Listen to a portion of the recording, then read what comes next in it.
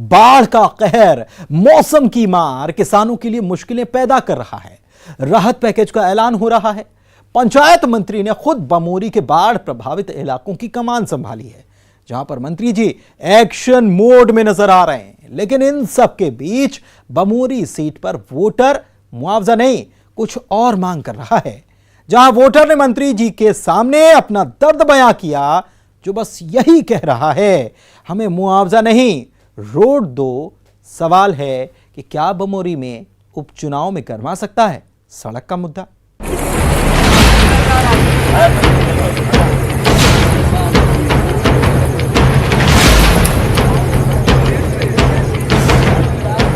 पार्वती नदी ऐसे ही उफान पर है। पार्वती नदी का ये विकराल रूप, जिसने बमोरी में कई गांव के लोगों के लिए मुश्किल भरे हालात पैदा कर दिए हैं। नदी के पास बसे करीब 15 गांव बाढ़ की चपेट में हैं। मौसम की मार, बाढ़ के पानी ने सोयाबीन की फसल को खासा नुकसान पहुंचाया है, जिसका किसानों को खामियाजा भुगतना पड़ रहा है। लेकिन इन सब के बीच बमोरी सीट पर होने जा रहे उपचुनाव में यहाँ के वोटर कर रहे हैं सड़क की मांग। सड़क डल जाए या उसके ऊपर धूल बन जाए तो हम साधन भी चले जाए, हमारे हम भी सुखी से निकल जाए। अब हमें जैसे भी गड्ढा मवेशी को लाना पड़े तो उसमें तैर के आनी पड़े, और नाले में इतना इतना कीचड़ हो गया कि जो निकल नहीं पाते। बमोरी विधानसभा में लगने वाले कई गाँव में सड़क न होने का दर्द यहाँ के वोटर बयां कर रहे हैं, जिनका दर्द है कि बारिश के दिनों में हालात बद से बदतर हो जाते हैं। सबसे ज्यादा परेशानियां तो मरीजों को भुगतनी पड़ती है।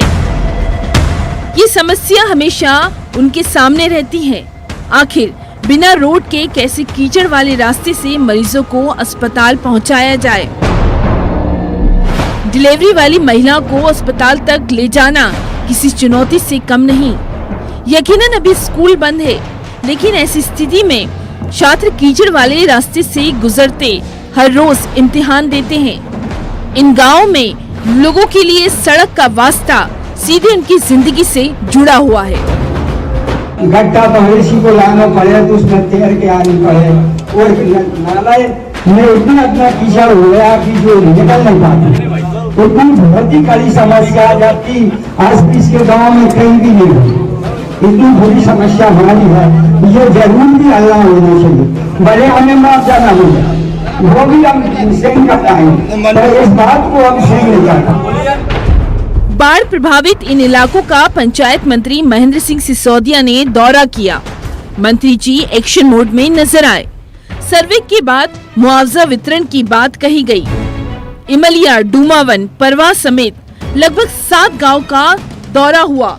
फसल चौपट होने से हुए नुकसान की भरपाई के हर संभव मदद का आश्वासन भी लोगों को मिला।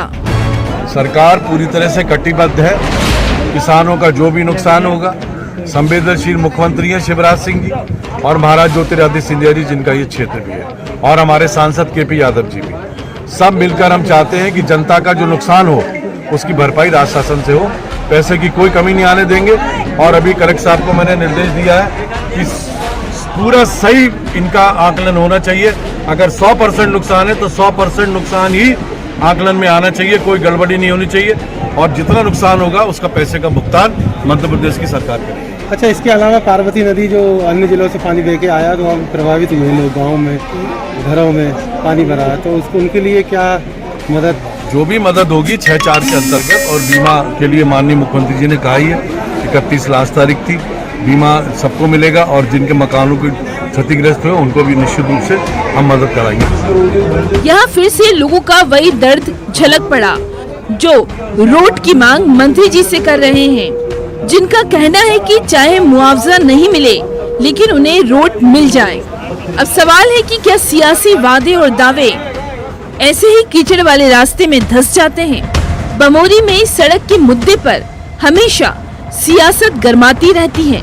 अब सवाल है कि क्या इस उपचुनाव में भी सड़क का मुद्दा गरमा सकता है? गुना से विकास दीक्षित के साथ bureau report, news 18 Madhya Pradesh, Chhattisgarh.